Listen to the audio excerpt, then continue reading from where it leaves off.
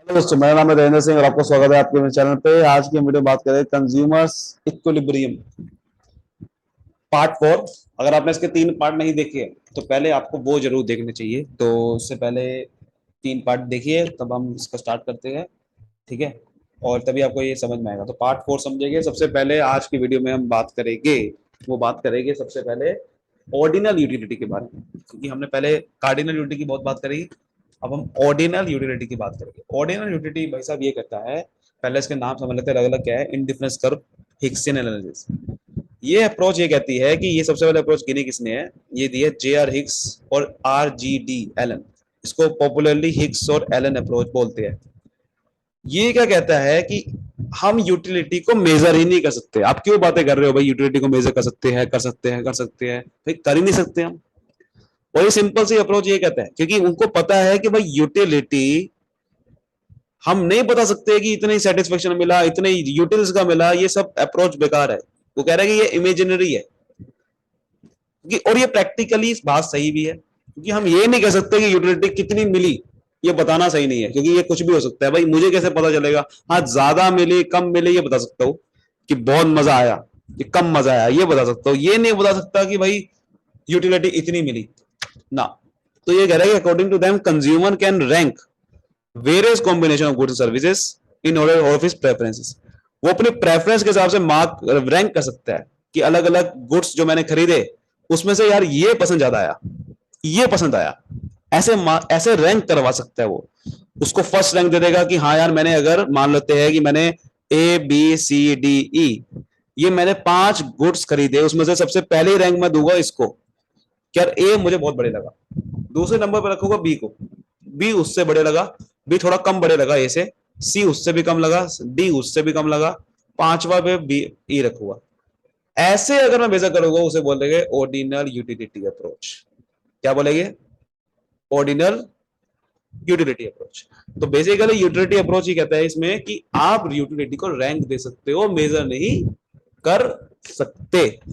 ठीक है, अब इसमें जो टॉपिक आता है वो आता है इंडिफरेंस कर्व, कि जो आप रैंक देते हो वो किस तरीके से देते हो, उस तरीके का वो ग्राफिकली जो मैं ड्रॉ करूंगा उसको बोलेंगे इंडिफरेंस कर्व।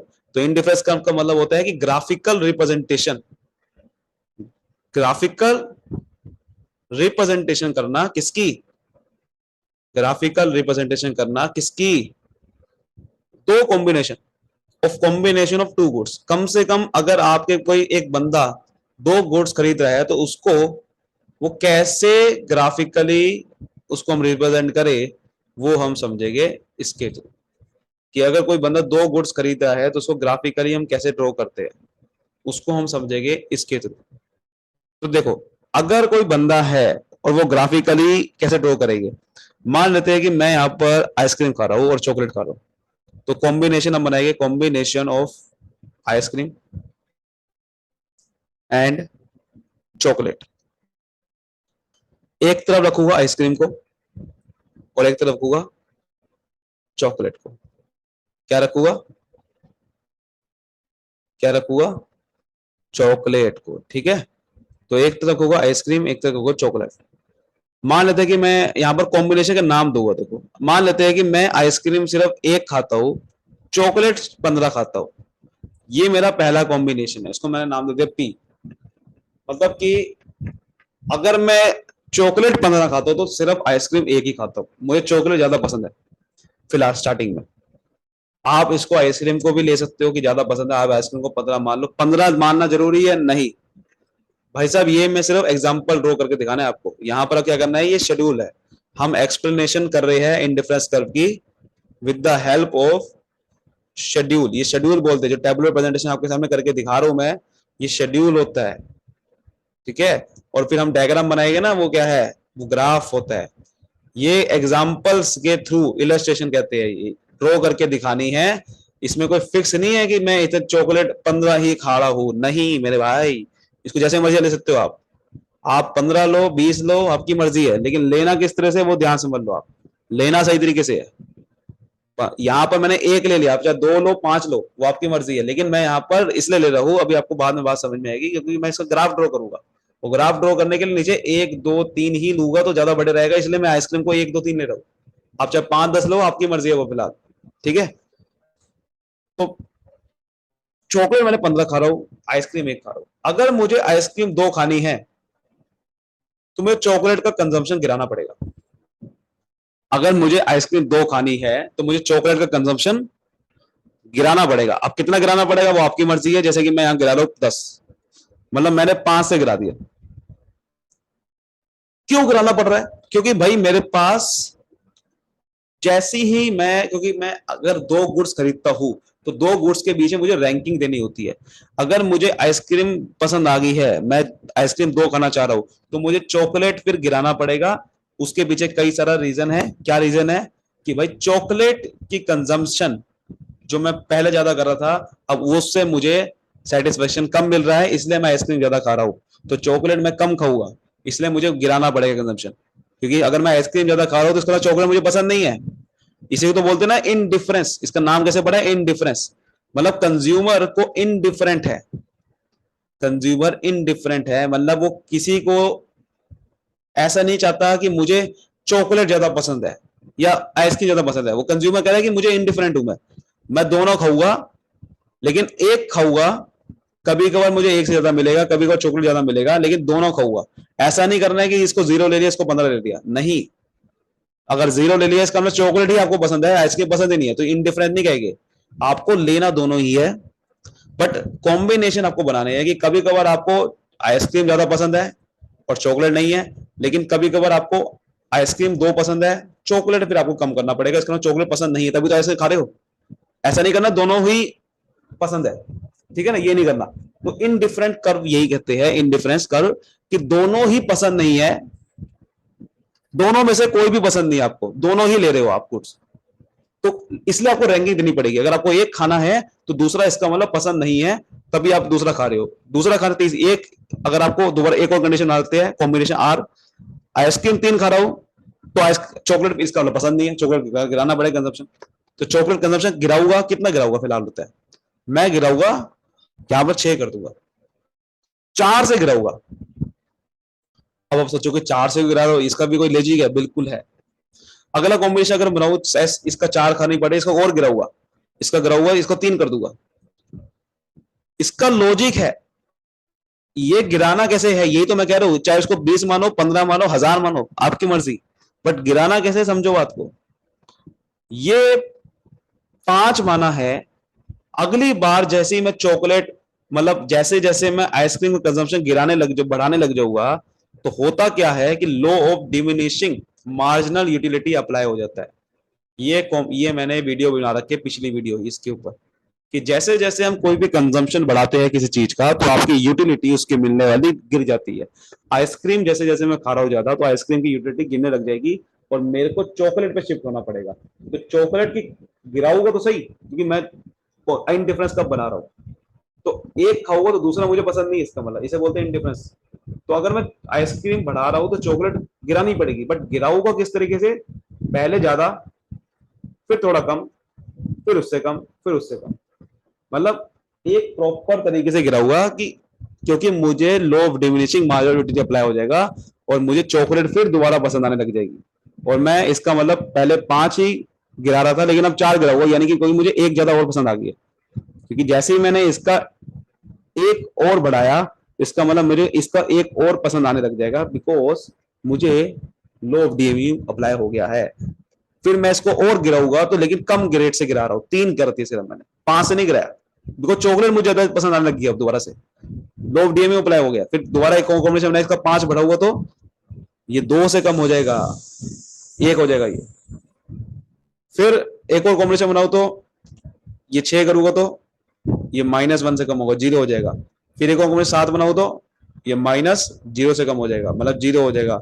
तो ये -1 और -1 कितना होता है, मतलब -1 हो गया। फिर 1 से गिरा हुआ तो कितना हो जाएगा, ये -2 हो जाएगा, सॉरी ये 0 हो जाएगा। ठीक है, इस तरीके से होता है। तो ऐसे करना है। आप समझ आ रही है मैं क्या कहना चाह रहा हूँ? मतलब ऐसे करना होता है। बेसिकली मैं ये कहना चाह रहा हूँ कि जैसे जैसे आप लो डीएमयू अप्लाई करते हो तो उसके देखो इससे क्या हो रहा है कि आपका ये गिरने लग जाएगा। अच्छा ये 5 4 3 2 ही होगा, या ऐसा हो सकता है कि 5 करूँ फिर 8 हो जाए फिर 9 हो जाए, या मतलब ऐसा हो जाता है कि 5 का सीधा 3 गिर जाए? नहीं, ये डिक्रीजिंग अगर होगा तो डिक्रीजिंग जैसे जैसे होगा तो आपका ये कॉन्स्टेंट रेट से करना है। कॉन्स्टेंट रेट से इसलिए कर रहा हूं बिकॉज ये भी 1 1 से बढ़ा रहा हूं ना।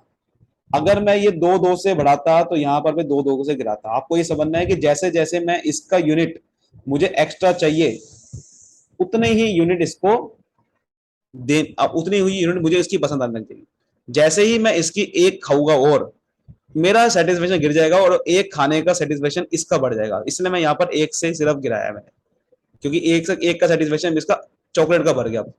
जैसे मैंने इसका एक बढ़ाया, एक इसका बढ़ गया, क्योंकि इसलिए फिर मैंने 3 से कम किया। ऐसे करना है। और इसका जब हम ग्राफ ड्रॉ करेंगे, इसका ग्राफ देखो कैसे ड्रॉ होगा, बड़ा सिंपल है। एक्स एक्सिस वाई एक्सिस बनाना है। यहां पर आपको लेना है कि वो आइटम जिसका मैंने 1 2 3 लिया है। ये मैंने 1 2 3 इसलिए लिया ताकि एक्स एक्सिस प्लॉट हो सके। यूनिट्स ऑफ आइसक्रीम, अब आप यूनिट्स ऑफ चॉकलेट ले सकते हो अगर आपने चॉकलेट पे 1 2 3 4 करा है। और यहां पर क्या लेना है, यूनिट्स ऑफ चॉकलेट। अब आपको अच्छे से ड्रॉ करना है यहाँ पर 1 2, यहाँ पर पॉइंट्स प्लॉट करने सारे आपको। ठीक है, ये सारे के सारे जो पॉइंट्स है ये हमने करे, ये सारे सारे प्लॉट करने हैं यहाँ पर। तो यहाँ पर प्लॉट कर देना अच्छे से करके। फिलहाल यहाँ पर मैं आपको प्लॉट करके नहीं दिखा रहा हूँ, ग्राफ कैसे बनेगा वो सीधा दिखा रहा हूँ। वो ग्राफ बनेगा कुछ इस तरह से, ऐसे ग्राफ बनेगा ऐसे। ऐसे बनने के पीछे रीजन देखो क्या क्या है, ये इंसान समझो। देखो इसके पीछे रीजन क्या है, MRS, यानी कि मार्जिनल रेट ऑफ सब्सटीट्यूशन। क्या है इसके पीछे reason, marginal rate of substitution. अब ये रीजन क्या है ध्यान समझो। बेसिकली क्या होता है कि ये क्या कहता है, मार्जिनल रेट ऑफ सब्सटीट्यूशन ये कहता है कि भाई देखो आप किस रेट से सैक्रिफाइस करवा रहे हो दूसरे यूनिट को। MRS कैसे निकलता है, जैसे कि मैंने यहां पर 2 गुड्स खाए, एक्स और वाई, तो आप कितना सैक्रिफाइस कर रहे हो, यूनिट सैक्रिफाइस ऊपर लिखो, ठीक है, और नीचे क्या लिखो, डेल्टा का मतलब होता है कितना units change, delta unit sacrifice delta units gain. मतलब कि यहां पर एक रेशियो होती है। MRS क्या है, एक रेशियो कि कितना सैक्रिफाइस करा कितना गेन करा आपने। तो यहां पर अगर रेशियो निकालो तो देखो मैंने यहां पर 5 सैक्रिफाइस करना पड़ा इसका एक खाने के लिए। आइसक्रीम मुझे एक खानी है तो 5 चॉकलेट सैक्रिफाइस करनी पड़ेगी। ठीक है, इसका मतलब MRS कितना आ गया, पहले का कॉम्बिनेशन पी का MRS आ गया कि 5 सैक्रिफाइस करनी पड़ी एक खाने के लिए, यानी कि 5:1। 5:1 का मतलब हो गया कि अगर आपने पहला कॉम्बिनेशन बन गया कि 5 सैक्रिफाइस करना पड़ेगा एक खाने के लिए, एक एक्स्ट्रा। और क्यू कॉम्बिनेशन में क्या हुआ कि 4 सैक्रिफाइस करनी पड़ी इस बार, 5 नहीं, और खाने एक ही है एक खाने के लिए। तो दूसरा कॉम्बिनेशन में क्या हुआ कि 4/1 यानी कि 4:1, यानी कि आपको कम करना पड़ा है। और फिर आपको अगला कॉम्बिनेशन बनेगा 3/1 का, 3:1। तो ये MRS डिक्रीज हो रहा है। डिक्रीज क्यों हो रहा है कि सैक्रिफाइसिंग जो है वो सैक्रिफाइसिंग गिरते जा रहा है, 5 फिर 4 हुआ फिर 3 हुआ। जब भी आपका MRS डिक्रीजिंग होता है, जब भी आपका MRS डिक्रीजिंग होता है तो ये आपका जो इनडिफरेंस कर्व है वो हमेशा ये क्या बनता है, वो हमेशा कन्वेक्स टू ओरिजिन बनता है। कन्वेक्स टू ओरिजिन, ये कन्वेक्स शेप होती है। और जब भी MRS इंक्रीज होता है वो कॉनकेव बनता है। वो आप PPC में आपने पहला चैप्टर पढ़ा होगा। तो ये MRS है, ये MRS का आपका जब भी डिक्रीज हो रहा है, देखो ध्यान समझो, डिक्रीज क्या मतलब क्या होगा कि आपको ये जो है यहां पर जब आपने यहां से डिक्रीज करा, जैसे कि आपको पॉइंट थोड़ा प्लॉट करके दिखाओ, तो पहला 1 है दूसरा 15 है, तो मान लो 15 यहां पर आया। दूसरे पॉइंट पे क्या हुआ कि 2 पे 10 आ रहा है, तो 2 पे 10 यहां पर आएगा लगभग। तो उसके बाद 3 पे 6 है, यानी कि ये तो बढ़ता जा रहा है, बट 3 पे 10 हुआ, 3 पे 10 कहां आएगा, लगभग ऊपर आएगा लगभग। ठीक है, मतलब कहने का मतलब ये है कि आपका ये बढ़ता जा रहा है बट जो सैक्रिफाइसिंग वाला है वो गिरता जा रहा है। इसीलिए क्या हो रहा है कि ये बढ़ता जा रहा है, तो यहां पर जो शेप है ये तो बढ़ता जा रही है, बट ये नहीं गिर रही ज्यादा। तो इसलिए ये अगर गिरती ज्यादा तो होता क्या कि आपका जो शेप है वो ऐसे बनती फिर। बट हो क्या रहा है कि ये नहीं गिर रहा ज्यादा और ये बढ़ता जा रहा है, इसलिए आपका शेप इस तरह से बनेगा। लेकिन अगर आपका एमआरएस इंक्रीजिंग होता है, यानी कि बढ़ रहा होता है, 5 के बाद 6 हुआ फिर 7 हुआ, इसका मतलब पता क्या होगा कि ये नहीं बढ़ रहा है, इस साइड ऊपर बढ़ जा रहा है, तो ये ऐसे बनेगा शेप। ऐसे क्यों बनेगा? क्योंकि ये गिरता जा रहा है बहुत ज्यादा और ये नहीं बढ़ पा रहा, तो आपका ये जो शेप है ये आगे नहीं बढ़ रहा है। तो ये आप बना के देखो तो आपको ज्यादा समझ में आएगा। इस तरीके से होता है बेसिकली। और यही इसमें सबसे बड़ा इंपॉर्टेंट पॉइंट यही है, और इसको अच्छे से प्लॉट करना है आपने एक एक पॉइंट को, और आपको दिखाना है कि ऐसा क्यों हो रहा है। ठीक है, तो यही चीज है कि जब भी आप इन डिफेंस कर्व का पहले मतलब यही है कि आपको हर एक कॉम्बिनेशन दो गुड्स में इक्वल सेटिस्फेक्शन देती है। मतलब आप ऐसा कॉम्बिनेशन बनाते हो जिससे सेटिस्फेक्शन मुझे अच्छा मिले, पूरा मिले, तो ये हर एक कॉम्बिनेशन आप ऐसा बनाते हो। और दूसरा, खाने के लिए, ज्यादा खाने के लिए आपको 1 यूनिट का सेक्रीफाइस गिराना पड़ेगा ताकि आपको पूरा सेटिस्फेक्शन मिलता रहे। अगर आपको ये दूसरा यूनिट गिराओगे नहीं तो फिर सेटिस्फेक्शन पूरा नहीं मिलेगा कंज्यूमर को। कंज्यूमर चाहता है कि मैं दो गुड्स ऐसे खरीदूं जिससे मुझे पूरा सेटिस्फेक्शन मिले, और मुझे नहीं पता कि किस पे ज्यादा मिलता है, इसलिए वो कॉम्बिनेशन बना रहा है कि पहला कॉम्बिनेशन 15 इसमें ज्यादा पसंद है, इसका एक, अब मुझे इसका एक बढ़ाना है तो मुझे इसका गिराना पड़ेगा, बिकॉज आइसक्रीम ज्यादा पसंद है, चॉकलेट नहीं पसंद है। यही आपका इंडिफरेंट है। अगर चॉकलेट ज्यादा पसंद है तो मुझे आइसक्रीम गिरानी पड़ेगी। इस तरह से होता है। समझ आ रही बात? तो ये चीज होती है इसमें, ये चीज आती है। और इसका एक और कॉन्सेप्ट आता है इसमें, monotonic preference. Monotonic preference, monotonic preference का मतलब क्या होता है कि हमेशा रैशनल, एक हमेशा कंज्यूमर यही चाहता है कि मैं ज्यादा से ज्यादा सामान खरीदूं जिसमें मुझे ज्यादा सेटिस्फेक्शन मिले। यानी कि consumer always prefer, consumer always prefer more of a commodity. ठीक है, हमेशा ज्यादा वो खाना चाहता है, ज्यादा खाना चाहेगा, कम नहीं खाना चाहता, जिससे ज्यादा सेटिस्फेक्शन मिले। जैसे मैं आपको एक कॉम्बिनेशन बना के दूं कि आपको एप्पल और बनाना खाना है।